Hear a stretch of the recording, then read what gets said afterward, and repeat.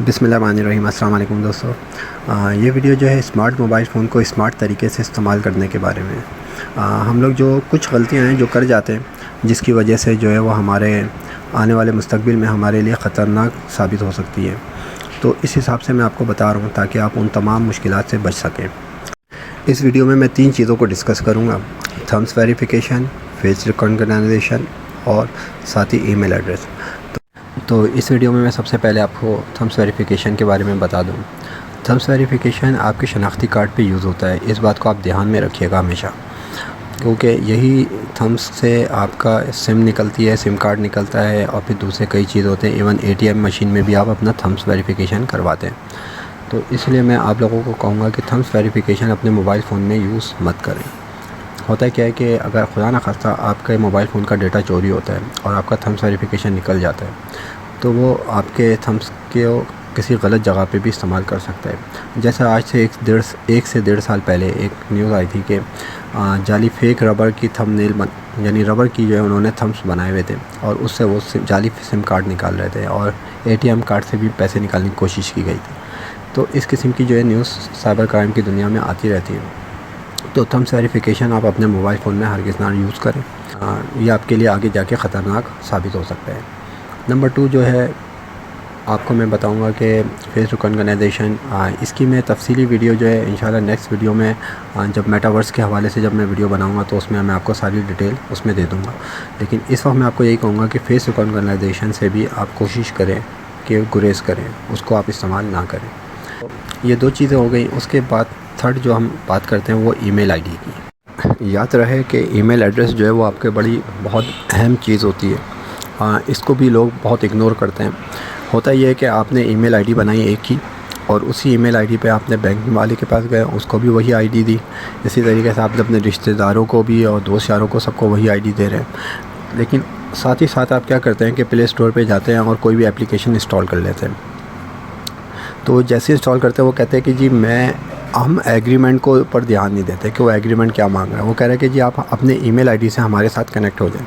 हम कहते हैं ठीक है जी, कनेक्ट हो जाते हैं। तो साथ ही साथ वो एग्रीमेंट में लिखा होता है कि मैं आपकी तमाम ईमेल आईडी में जितनी भी कॉन्टैक्ट लिस्ट है उन सबको मैं अपने पास भी सेव कर लूँगा और अगर उनके ज़रिए आपका कोई रब्ता है तो मैं उस रब्ते को भी इस्तेमाल करूँगा। तो हम लोग इन चीज़ों को ऊपर ध्यान नहीं देते और हम उसको एक्सेप्ट कर लेते हैं। इसी तरीके से वो आपका फ़ोन नंबर भी, जितने आपके मोबाइल फ़ोन नंबर जितना भी सेफ़ है वो सब भी उठाने की बात करते हैं और हम उसको भी उठा दें। हम कहते हैं कि हाँ ठीक है, कोई एक्सेप्ट आई एग्री करके हम आगे बढ़ जाते हैं। नतीजे में वो एप्लीकेशन इंस्टॉल तो हो जाती है और चलती भी है, लेकिन साथ ही साथ उनके पास आपकी सारी कॉन्टैक्ट लिस्ट पहुँच जाती है। अब मैं आपको एक छोटा सा एक सिनेरियो बता रहा हूँ कि एक ग्रुप है जो लुटेरों का है। उन्होंने एक एप्लीकेशन बनाई, सिंपल सी गेम या कोई भी इस तरह का, आपने वो इंस्टॉल किया और उन्होंने वो आपकी ईमेल आईडी वगैरह कॉन्टैक्ट लिस्ट आ गई। अब उन्होंने देखा कि अरे आपके पास तो बैंक का भी नाम है, आपके कॉन्टैक्ट लिस्ट में एक बैंक, ज़ाहिर सी बात है आपने बैंक वालों के पास गए, अपना क्रेडिट कार्ड या एटीएम कार्ड जो भी ऑनलाइन जो भी वो करते हैं तो आपने बैंक का भी नाम बनाया, बैंक वालों की भी आईडी आपने अपने पास सेव की होगी। तो वो उनके पास आ गए। उन्होंने कहा यार इसके पास तो बैंक भी है। तो और ये भी पता चल जाता है कि वो बैंक के नाम से कि जी वो बैंक इस्लामी है, कि वो क्या कहते हैं बैंक अल हबीब है या अस्करी है, जो भी है वो उनके पास पता चल जाता है कि ये फ़ला बैंक इसके पास मौजूद है। अब अगर वो ऐसे में आपको एक और ईमेल एक और जगह से भेजते हैं कि जनाब हम आपको हर हफ्ते हमारे पास लॉटरी होगी और उस लॉटरी में आप जो है वो सोना जीत सकते हैं, गाड़ी जीत सकते हैं या फ़ला चीज़ जीत सकते हैं, यूँ कर सकते हैं, वो कर सकते हैं। तो आप उस ईमेल को पढ़ते हैं कि आप हमारे पास रजिस्टर हो और आपने डेली आपने ये चीज़ें चेक करनी है। अगर आपका नाम निकल आया तो आपको इनाम मिलेगा।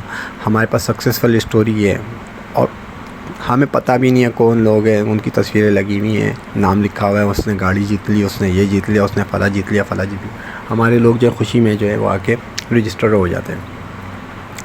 अच्छा, अब दूसरा हरवा क्या क्या इस्तेमाल होता है, वो दूसरा तरीका वो ये इस्तेमाल करते हैं जो देखने में आया है कि उन्होंने आपसे कहा कि आप रजिस्टर हो जाए हमारी वेबसाइट पे। आप अपना ईमेल आईडी डालें, अपना नाम डालें, अपना फ़ोन नंबर डालें और आप अपना पासवर्ड बना लें आप अपना।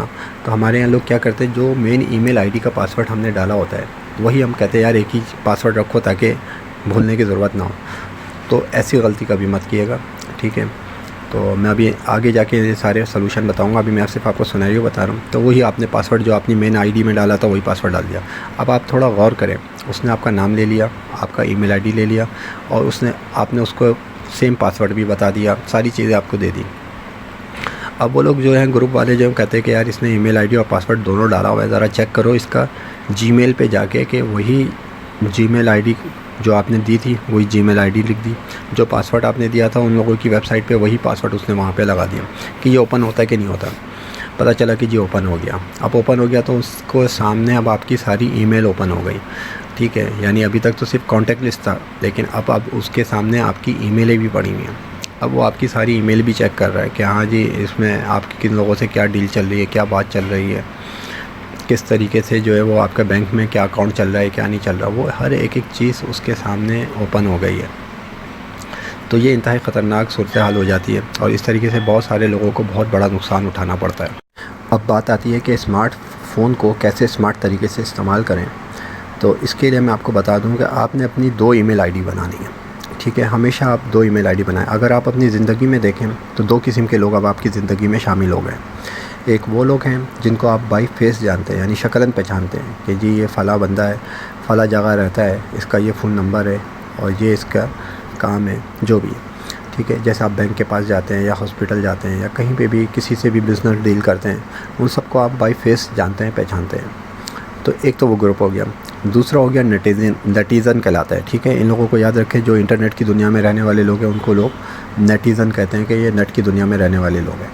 इनको हम बाई फेस नहीं जानते, ना हमें पता है कि वो कहाँ रहते हैं, किधर रहते हैं। उन्होंने जो लिखा हुआ उसको हम एक्सेप्ट कर रहे होते हैं। फेसबुक है, ट्विटर है, ये सब हम नेटिज़न की उसमें लेंगे कैटेगरी में।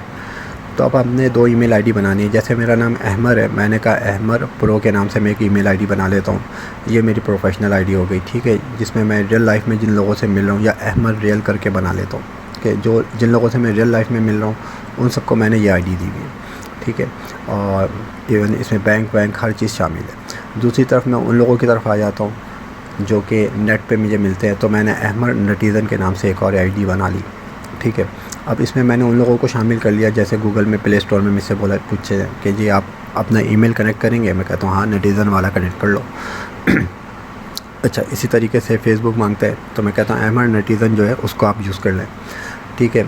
इसी ट्विटर हो या कुछ भी XYZ, मैंने सबको जो है वो नेटिज़न वाली आईडी दी हुई है, क्योंकि वो सारे नेट की दुनिया के लोग हैं। मुझे नहीं पता वो पीछे ओरिजिनल है या जाली है, कोई भी है। अब अगर ऐसे में कोई खुदा न खास्ता हैक भी होता है, कुछ होता है, तो मुझे ज़्यादा भारी नुकसान नहीं उठाना पड़ेगा। जबकि दूसरी तरफ मेरे अपना जो मेन जो ईमेल आईडी है, ठीक है, उसको मैंने ज़्यादा लोगों के साथ शेयर नहीं करना, सिर्फ उन्हीं लोगों के साथ शेयर करना है जिनको मैं बाई फेस जानता हूँ। यानी सिंपल मैं कहूँगा कि आपने फ़ोन की कॉन्टैक्ट लिस्ट जो है अपनी रियल वाली आईडी के साथ कनेक्ट करनी है, या जितने भी लोग हैं, बैंक है और जिन लोगों को आप बाई फेस जानते हो, वो सब आपने अपनी रियल आईडी से कनेक्ट करनी है। और जो फेसबुक है, ट्विटर है या इस किस्म की जितनी भी एप्लीकेशन जो नेट पे मिलती है जो कहती है कि आप अपने ईमेल के थ्रू हमसे कनेक्ट हो, तो उन सब से आपने नेटिज़न वाली आईडी से कनेक्ट होना है। तो इस तरीके से काफ़ी हद तक आप सेफ़ रह सकते हैं। इंशाल्लाह मैं फिर मज़ीद जो आगे वीडियो बनाऊंगा तो आप सब्सक्राइब कर लीजिएगा, तो आप लोगों को फिर मज़ीद वो वीडियो मिल जाएगी मेटावर्स के हवाले से, क्योंकि बहुत सारे लोग मेटावर्स से बहुत घबराए हुए हैं। तो इंशाल्लाह मैं कोशिश कर रहा हूँ कि मैं बता सकूँ कि क्योंकि हम दज्जाली फितने में अंदर ऑलरेडी इन है, ये आप भूल जाएँ कि दज्जाली फितना अब आने वाला नहीं, आ चुका है और हम उसके अंदर मौजूद हैं। अगर आप लोग कमेंट्स में लिख के मुझे बताएंगे तो मैं आपको वो भी बता दूंगा कि कब से हम यहाँ पे इस फितने के अंदर घुसे हुए और कैसे इससे निकला जा सकता है, वो भी मैं तरीके बता सकता हूँ। लेकिन मसला ये है कि हमारे यहाँ कोई इसके ऊपर अप्लाई करेगा नहीं। और ये जो मेटावर्स आ रहा है ये इतना ख़तरनाक नहीं है जितना लोग समझ रहे हैं, लेकिन हाँ एहतियात की ज़रूरत है, बस इतना मैं कहूँगा। आगे इंशाल्लाह मिलते हैं नेक्स्ट वीडियो में। अल्लाह हाफ़िज़, अपना ख्याल रखिएगा।